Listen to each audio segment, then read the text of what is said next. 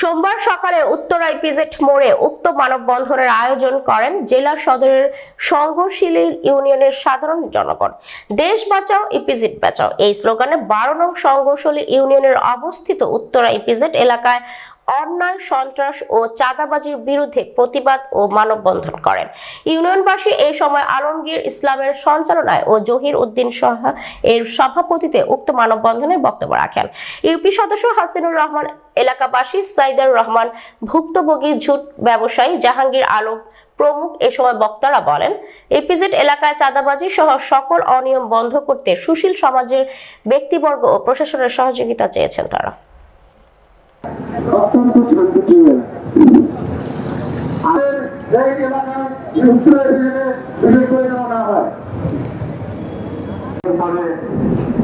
আমাদের সংগঠন আছে গল্প সম্পদ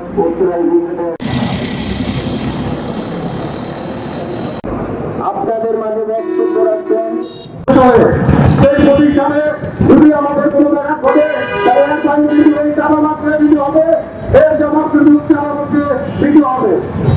তাই আমরা প্রশাসনের ভাইটা আমাদের অনুরোধ থাকবে আগামী দিনে এই চালাবাজি, এই সন্ত্রাসী আমাদের এই এলাকায় বিশেষ করে নেওয়া না হয়।